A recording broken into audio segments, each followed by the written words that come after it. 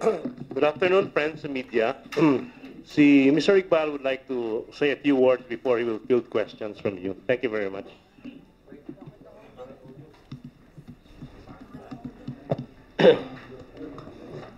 Magandang hapon po sa inyong lahat. At gaya rin ng alam natin lahat na katatapos lang yung Senate hearing on the Mama Sapano incident. At natitiyak ko na lahat kayo ay narinig nyo kung paano ginanap yung hearing na yan. Maraming tanong. At sa abot ng makakaya po namin, sinagot namin. Sa akin personally, nahihirapan din ako kasi kagagaling ko lang sa Jakarta. Kagabi, I arrived here at Naya 3 at around 5:30 in the morning. But because we need really to reach out to everybody and to let them know what really happened as far as the MILF is concerned. So kahit na medyo hirap na hirap on our part, on me personally, gaya ng sinabi ko, sinikap natin na mapunta ako rito as chair ng Bangsamoro Transition Commission and not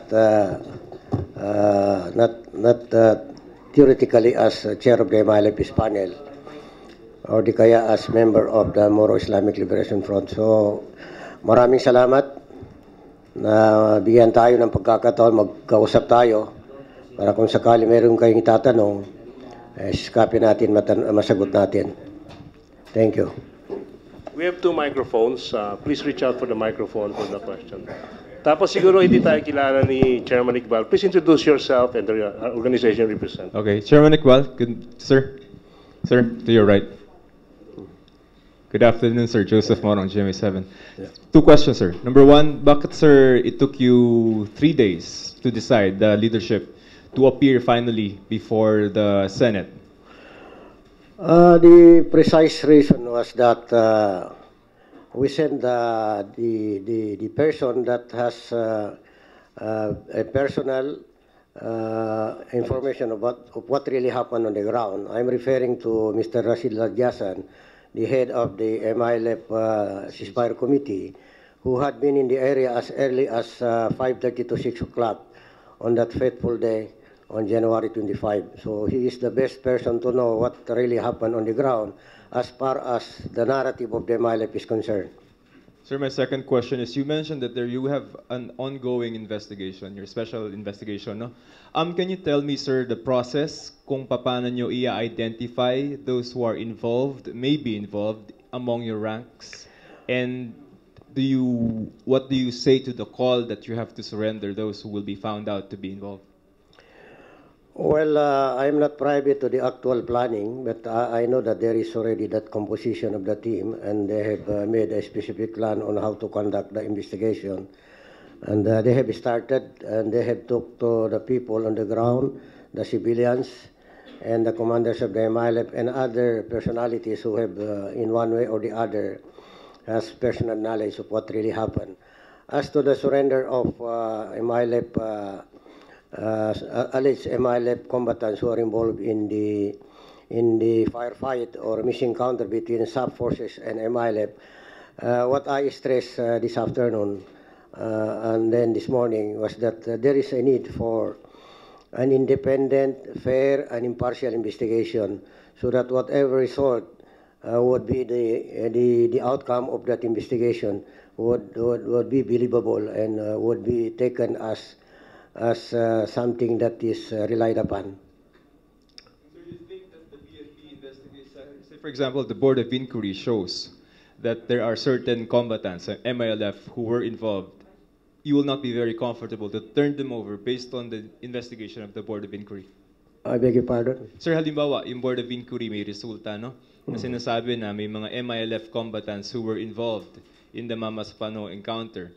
At ang sabi do, so nalaman na natin na may involvement, hindi po kayo komportable na i-turn over sila based on the investigations ng BOI? No, we have standing mechanisms to address problems like that. We have the terms of reference of the coordinating team on the cessation of hostilities, which was originally signed in 1997, and then it was reviewed and amended in 2009.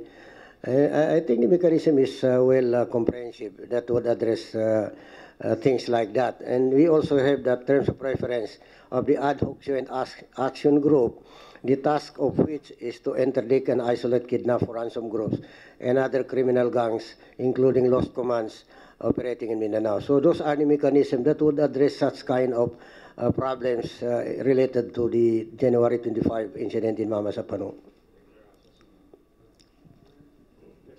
Sir, Zen Hernandez, ABS-CBN.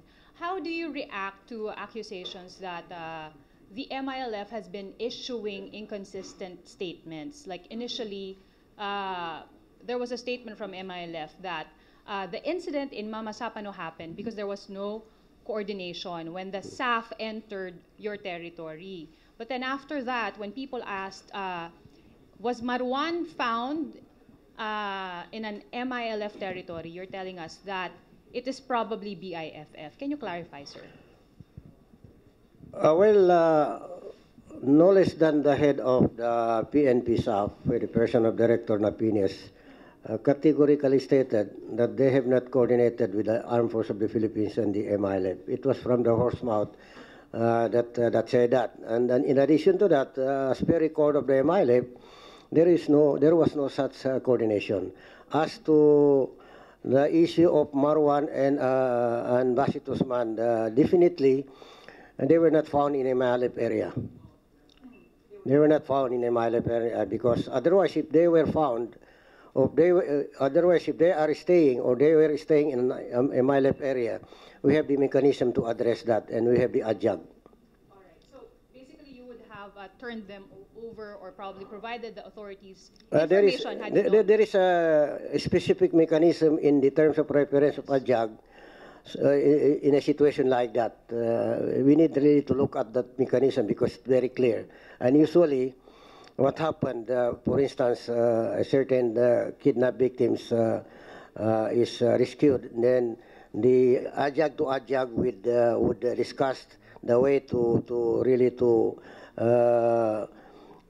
handle that situation, and then eventually it would be from the adjunct to the adjunct of the government, and then eventually it would be turned over to, for instance, to the immediate family. So there is mechanism. I'm not so.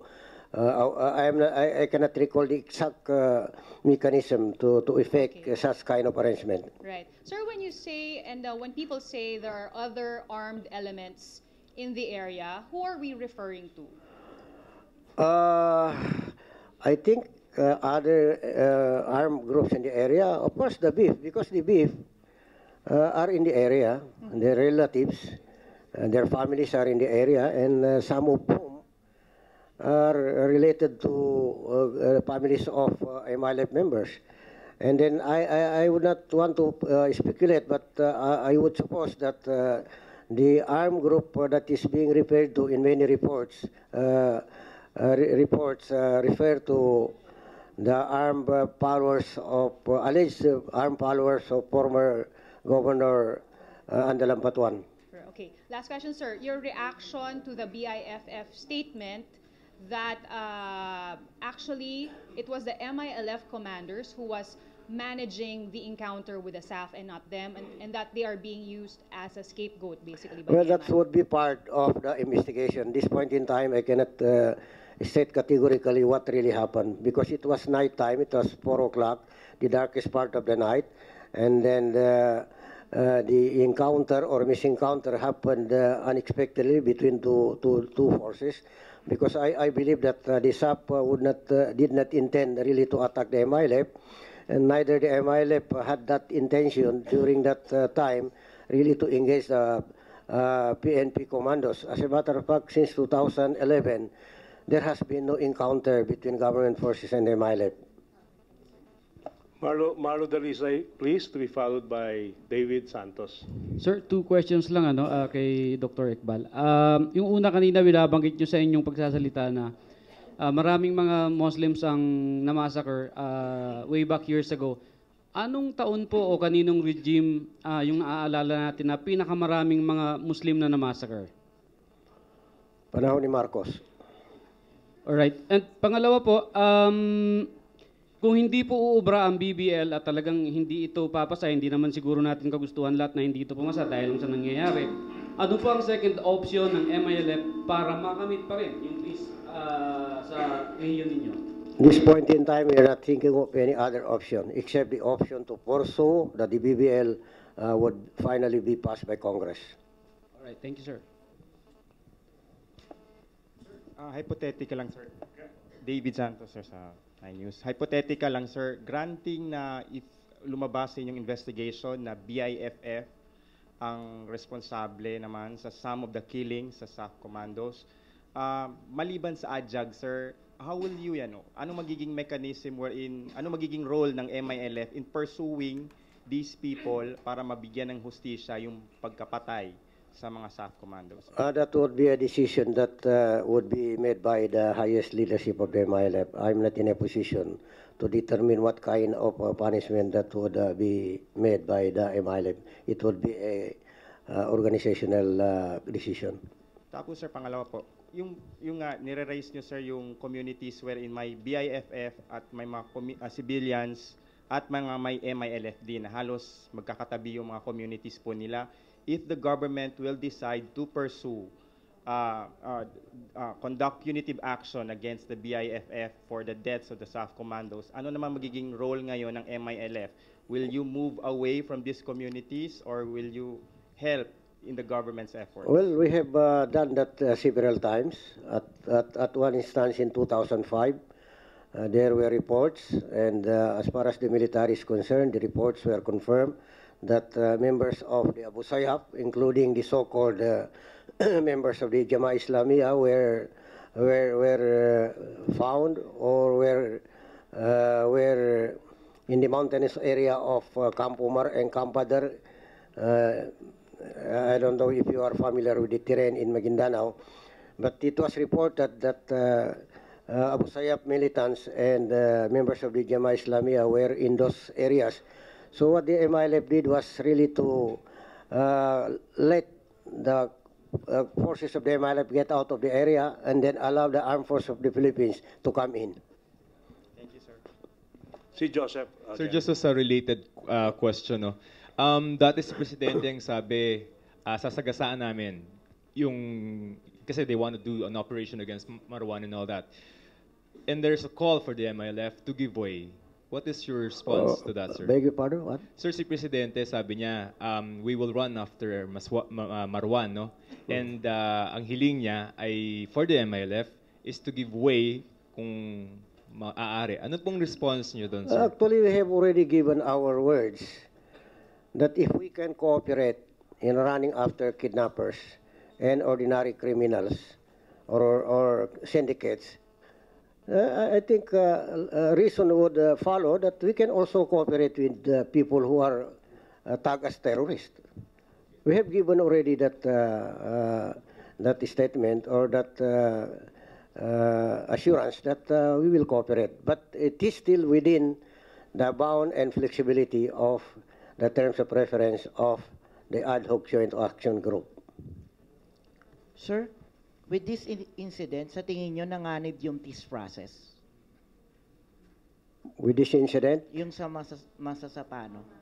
nasagasaan na eh. Kaya lang, ang hinahanap natin hindi lubusan masira, pero nasagasaan na. Sir, are you still hopeful na ipapasa ng Congress yung BBL? Well, that's our hope. As I said this afternoon, that we are hopeful that the collective wisdom of Congress would pass a good legislation in the form of the Bangsamoro Basic Law. Because to the MILF and perhaps even to government, there is only one way to move forward, and that is the way of peace. We will take a question from Christine. Hi, sir. Sir, clarify lang. So who do you want to conduct the independent probe, sir? Pakialakas po, mahina yung... Sir, who do you want to conduct the independent probe that you were calling for? Well, the first thing there, if the government agrees, then we will sit down with our counterpart from government and discuss that matter. So it's gonna be a joint probe, sir?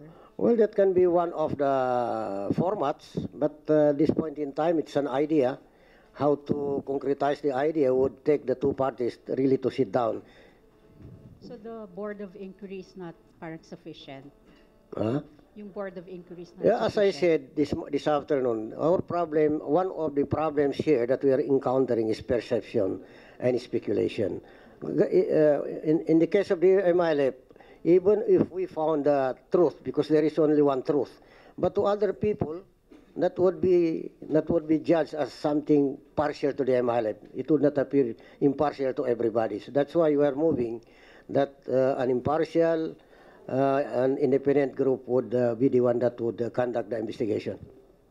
Sir, last thing na lang. Do you have any information kung si Parwan really was killed in that incident? And is the MILF tracking down rin si Well, after the incident, our intelligence community had validated that indeed it was Marwan was killed during that operation of the SAP. Sinimpa, Nimpa, please. Sir, what can you say about Senator Trillanes' insistence na terrorist group ang MILF or may terror league? Cayetano. Yeah. Senator Cayetano, yes. I think it was not made during the session, maybe in the other session. But President Ramos, President Estrada, President Arroyo, President Aquino had dealt with the MILF for 17 years. And then the letter of Salamat Hashim to President George Bush, the letter of Chairman Murad to President Obama had been responded to by the two presidents. I don't think that the two U.S. presidents would correspond with a leader of a terrorist organization.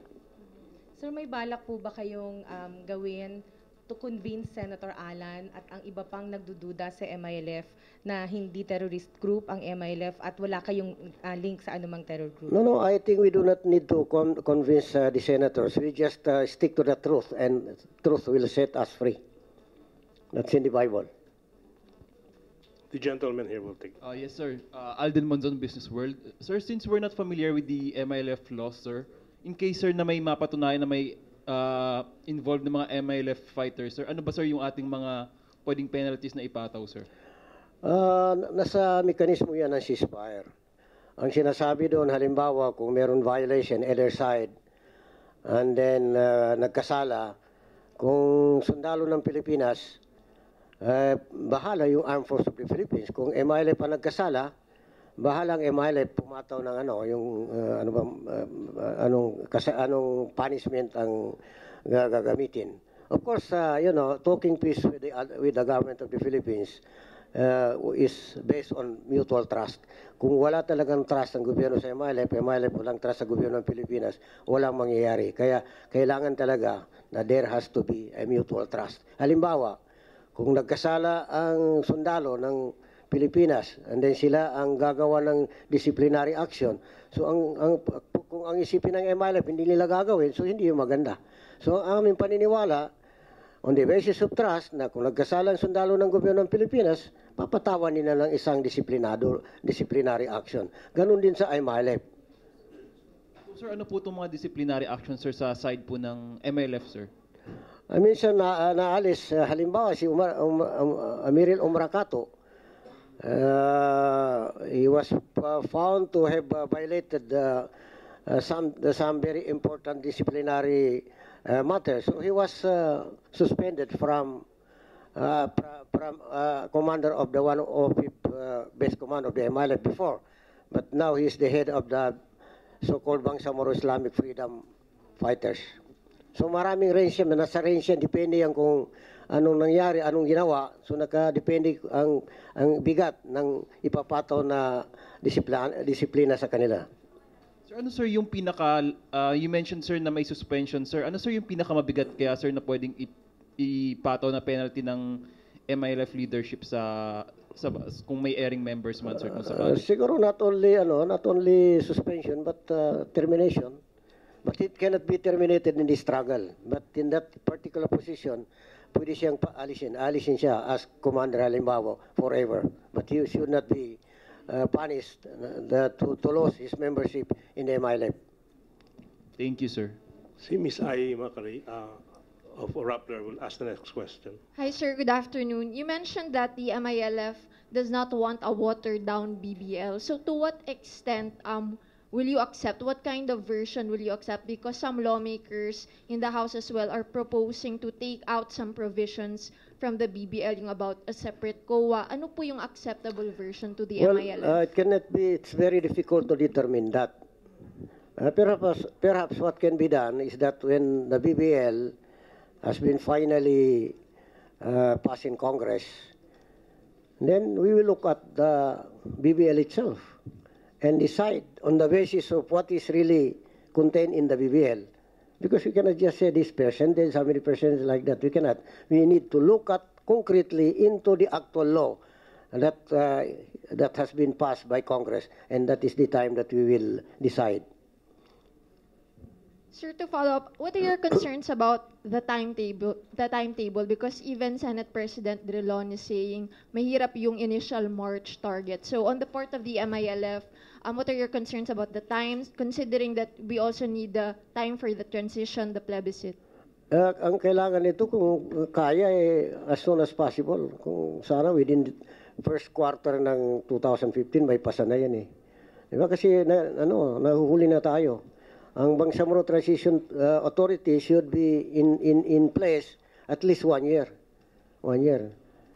So kailangan talaga matapos na yan. Kaya nga ito, nagdududa tayo, bakit this particular incident happened in a precise moment when the BBL is under consideration intensely in both houses of Congress. Sir, follow up lang. Nagdududa kayo, so do you have any suspicion someone is trying to derail the peace process? Well, we have to look that out. I do not want to speculate. But even if that incident on January 25 is not an act of a spoiler, but the consequence is more than the act of a spoiler. You know, the nation is wounded. You know, and there is outrage. There is outrage. There is too much emotions. That you see. So the nation is really wounded as a result of this tragic incident.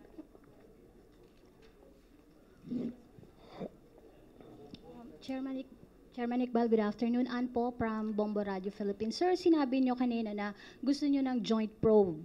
At sinabi nyo, na-mention nyo kanina about United Nations na gusto nyong mapasama doon sa joint probe. Sa ngayon ba, sir, may investigation po ba plainly po ng MILF lang? MILF lang po ang nag-iimbestiga? I did not say joint probe. Actually, we have decided with our counterpart that even in the level of the CISPAR committee, they would conduct a separate investigation. As to the issue of the United Nations, I just brought up the idea because, as I said, we have a problem here about perception and about speculation. Even if the government of the Philippines conducted the inquiry true to what really happened on the ground, but still people's perception would say that that is favoring the government. In the same way, even if the MILF would have that very, very truthful investigation, then other people will still doubt the findings of the MILF. So that's why there is really a need for a real, impartial, and independent body that will investigate the incident in Mama Sapono on January 25.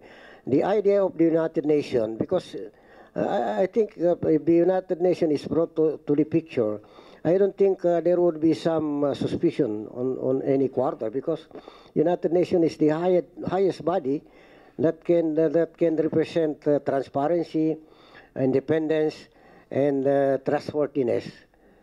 But on the part of the MILF, we are hesitant because we do not want to create a situation where there would be some conjectures that the MILF is trying to capitalize on the situation by bringing the United Nations into the picture. But to us, it's not new, because the United Nations is already involved in some socio-economic intervention in Mindanao, especially the UN World Bank Fast Track which I am the chair of the consultative committee. So it's not new to the process that the United Nations is involved. Po, Chairman Iqbal, may we know po kung sino po yung namumuno ng investigating team mula sa MILF na nagsasagawa ngayon ng investigation on the Mama Sapano incident? Siguro baka pwede yung i-access yung website namin, nandun ang pangalan, www.luwaran.net, kasi na-hack yung www.luwaran.com. So, yun lang po, mag-access na lang po ko dahil sa www.luwaran.net. Nandun po ang mga pangalan. So na-update po ba kayo, Chairman Iqbal? So Wala hanggang pa eh. saan na sila Masyadong malakas yung hackers natin eh. Okay. Kaya hanggang ngayon di pa rin naibalik. Pero yung mga investigating team ninyo po, na-update po ba kayo regarding sa kung saan na po sila sa isinasagawang investigation? Wala pa po kasi galing ako sa labas eh. Mhm. Hindi So ko alam. hindi po nyo pa sila na-contact? Hindi ko sila na-contact directly, pero I have an information that they have really started, and hopefully they would be able to come up with their findings as soon as possible. Chairman, Because there is need for an immediate result of the fact-finding mission on the part of the MILF.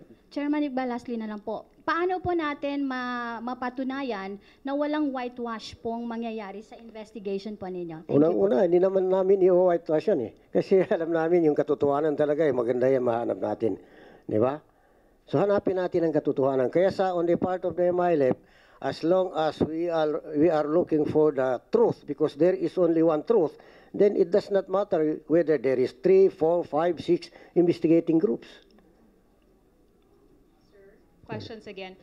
This is just a clarification on all the previous questions that was asked earlier.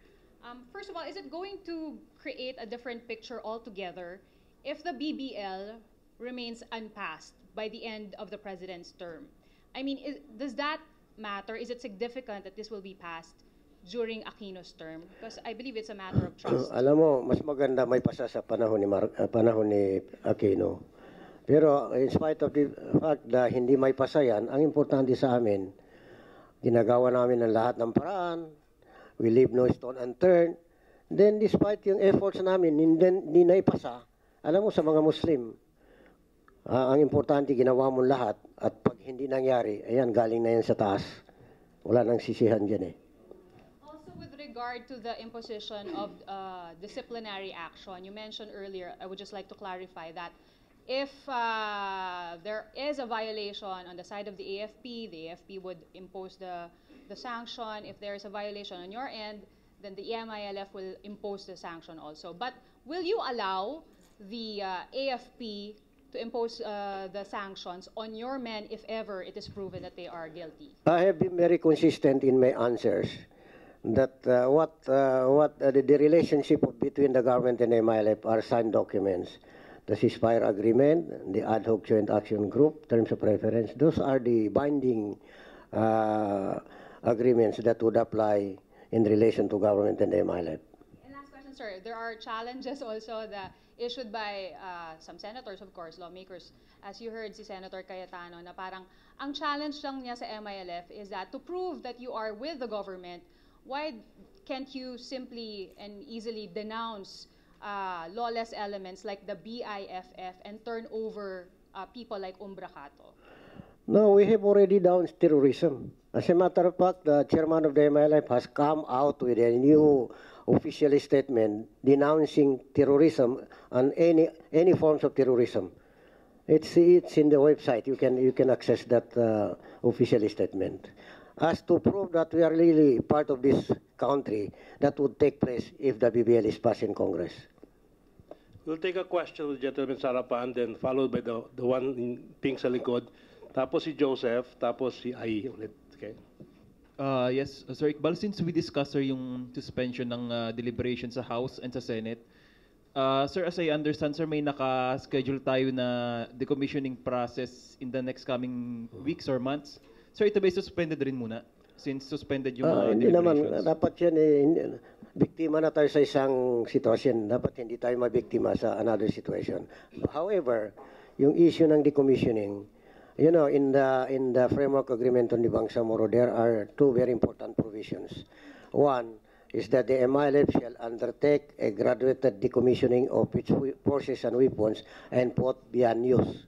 That's a very important provision in the framework agreement on the Bangsamoro. The other provision is that decommissioning of MILF forces shall be parallel and commensurate to the implementation of all agreements of the parties.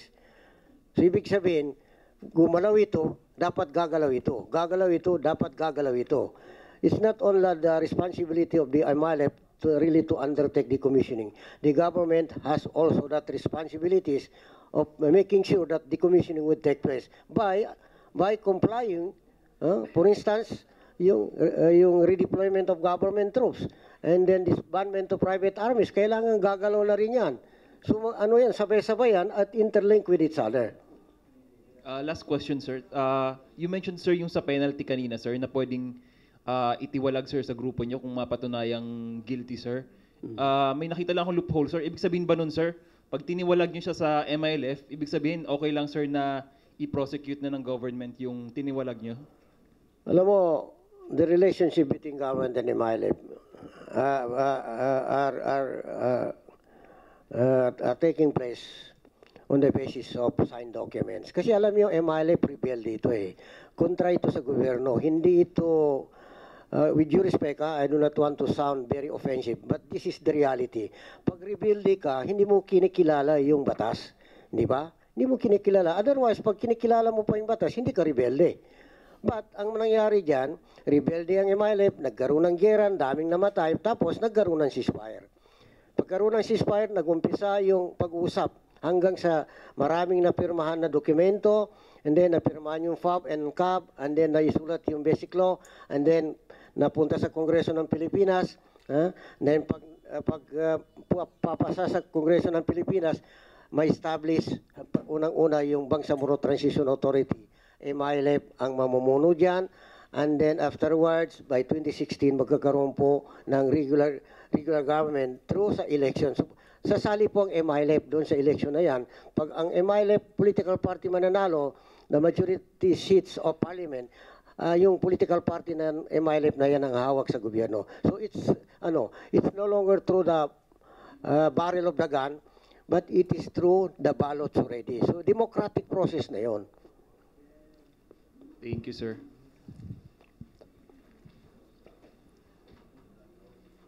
Hello, sir. Chris from 700 Club Asia, sir. Sir, na-raise po kanina yung part na overwhelming yung firearms and yung firepower na inano ng MILF kanina. Sir, para lang po maklarify, sir, no, paano nakaka-acquire ang MILF ng mga ganong klaseng mga armas and saan nanggagaling ang funding natin, sir? Unang-una siguro, kung titingnan mo yung number ng SAF, 392. Kung titingnan mo yan, one battalion na yan eh. Or siguro mga 2 companies or 3 companies na yan eh. So in terms of parity of forces, palagay ko, yung ayun doon sa report sa amin, yung nanginkwentro ng SAF doon sa cornfield, sa Tucanalipo, so more or less 70 to 80 lang ang MILF forces na nandoon. So there is no such thing as overwhelming number of forces against the SAF. In terms of firearms naman, is palagay ko maraming armas na nasa Armed Forces of the Philippines at sa kakapulisan wala sa MILF. So I don't think na meron disparity of firepowers doon. Halimbawa 50 caliber. Napakaraming 50 caliber diyan sa doon sa Armed Forces of the Philippines, di ba?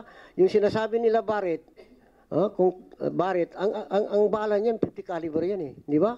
So Barrett single shot yan eh. Sa sundalo ng Pilipinas ang dami nilang 50 caliber, di ba?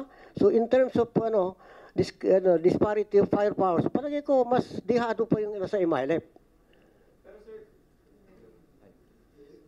Sir, pero saan po nanggagaling yung kumbaga support or funding naman natin na para din po maklear yung sinasabi yung connection natin sa terrorism, terrorist groups? I will I'll be very truthful to you. Before, but not now. Kasi ngayon patapos ng yung BBI, sana may pasana sa Kongreso ng Pilipinas ang susunod na yugto na gagawin ng MILF.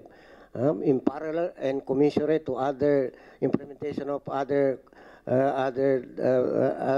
obligations of the parties, magdidecommission na ng MILF. Eh bakit pa magkukuha ang MILF ng Armas? I-decommission na rin yan, di ba? Mas maganda pa, yung gagamitin mo na pambili ng Armas, bili mo na lang ng bigas para sa pamilya mo, di ba? So, ibig sabihin, before, tatlo ang pinanggalingan ng Armas ng MILF. Unang-una, nakakabili kami sa labas. Mayroong mga gun runners sa labas. May pera lang, may pera ka. Kahit anong bibilin mo dyan. Siguro, baka aeroplano, pwede pa rin yan, di ba? So, galing sa labas, binili namin, halimbawa. Then, pangalawa, yung armas na, nabibili ng MILF ito. Kasi nagtitinda rin yung hindi ko nasasabi yung Galing kanina, sir. And then, meron mga armas na ginagawa namin. Pero yung ginagawa naming armas, tinigilan na namin yan. Kasi sayang ng gastos eh. Magdi-decommission ka na rin, gagastos ka pa ng armas, di ba? So, yun ang pinanggalingan. Yung galing sa labas, sir. Matagal na yun. Matagal na. Yung mga yes, RPG namin, galing yan sa labas. Saang labas po yun, sir? Yun ang problema natin. Siguro in executive session, pwede kong sabihin sa'yo. Kasi sir, di po ba, may mga nanggaling sa inyo, yung BIFF is galing sa MILF. So yung contacts, siguro yung mga contacts nyo, yung mga, sabi mo, mga sa labas. Matagal na kasi yun eh. Wala na. Baka yung ibang contact namin patay na eh. So mahirap na tanungin yun eh. Okay, sir. Sige po, last question na lang, sir. Sige po. Sir, okay. So, sa ngayon yung mga current leaders natin sa MILF are pursuing sa passage ng BBL. Sir, ano naman po yung assurance na may bibigay natin na yung mga darating na mga leaders, yung mga future leaders nitong the Bangsamoro government, hindi lalabag uli ang tawag doon? Hindi lalabag doon sa pinagkasunduan ngayon. How can we be so sure na baka makakita ng loopholes yan? So, baka gamitin nila yan na, okay, babalik ulit tayo sa arms struggle. Paano po yun, sir? Alam mo, there is no assurance. Kahit na dito sa Manila, dami ritong mga radicals ang pag-iisip. Yung pa kaya sa isang sitwasyon na nakikita mo talagang kahirapan ng tao at may opresyon. Diba? But ang sinisigurado ko sa iyo, inshallah, God willing, na pag mahanap natin ng kalutasan, yung tunay na solusyon sa problema. Unang-una, kung meron pang ang tawag niya sa Tagalog, yung mag-rebelde ba? Kung meron pang mag-rebelde, wala na silang legitimate cause to fight for. So magiging irrelevant sila. Di ba? So ang nakikita namin diyan, ang paraan diyan yung sa Bangsamoro Basic Law. Pag naipasa yan, palagay ko, hindi na natin magiging problema. Yung malaking problema na dinadaanan natin ngayon. Kasi alam mo, ang real na solution dyan, halimbawa, BBL, at ma-feel na mga Bangsamoro na sila ay kasama dito sa Pilipinas. Pag maganda ang mangyayari sa kanila, matiwasay ang buhay nila, palagi ko hindi nila iisipin, nahihiwalay sila. Ang example yan, sa Quebec, yung Quebec kasi French-speaking na province yan ng Canada. Ilang beses na nagkaroon ng referendum to determine whether Quebec want to remain as part of Canada or Quebec would want to separate from Canada. Laging talo yung separation, laging talo yung independensya. Kasi yung kabuhayan ng mga taga-Quebec, maganda. So, alin pa gustuhin mo, hiwalay ka pa na hindi mo pa sigurado kung ano mangyari sa'yo. And then very recently, sa Scotland, there was a referendum na ang tinanong yung mga taga-Scotland, ano bang gusto nyo? Hiwalay kayo sa United Kingdom? O you will remain unity with the United Kingdom? Dahil maganda yung nangyayari sa kanila, yung kabuhayan nila at ang pagtrato sa kanila, maganda rin. So, ang resulta ng referendum, unity with the United Kingdom. So ganun, pag ang mga Bangsamoro ay makikita nila na they feel that they are really part of this country at saka hindi minamaliit, hindi bang tawag yan yung hindi in-oppress. Palagi ko hindi na mangyari yung nasa sa isip natin na baka magrebelde pa, di ba? Pero yan ang tunay na dahilan kung pag yung operation magpapatuloy. Sinisigurado ko sa inyo na hindi matatapos itong problema natin. Thank you, sir. Chairman Iqbal had a long day, so we will take last two questions, okay? With Sir, Joseph. last na lang. Sir, kanina after the hearing, you approached si General Espina and then you consequently hugged him. What did you tell him and what did he tell you? Well, we are not war with the PNP. Right from the start, you know, ang kalaban ng MILF, yung operation. That's the enemy of the MILF. The government of the Philippines is not an enemy of the MILF. The armed forces of the Philippines is not an enemy of the MILF. The PNP is not an enemy of the MILF. What did you tell him? The enemy is operation. Okay. Operation. Whoever does operation, it's an enemy of the MILF. That's why I reached out to General Espina because we have nothing. Wala kami. Oh. Well, sabi ko, hindi natin nagustuhan yung nangyari. Ngumiti naman. Okay, kung wala lang tanong, wala kayo last question. This should have been asked earlier, but pahabol ko na rin po. Who do you consider as terrorists po? The BIFF, are they terrorists po sa palagay ninyo? I will define you as far as my knowledge is concerned. What is terrorism? And what is revolutionary? Revolutionary, ang target ng revolutionary, yung legitimate target. Ibig sabihin, yung mga combatants. Hindi kasali yung bata, hindi kasali ang babae, unless yung babae nag-aarmas, kasama sa front line, so combatant yun, di ba? At saka yung mga pari. That is the guiding lines of a revolutionary.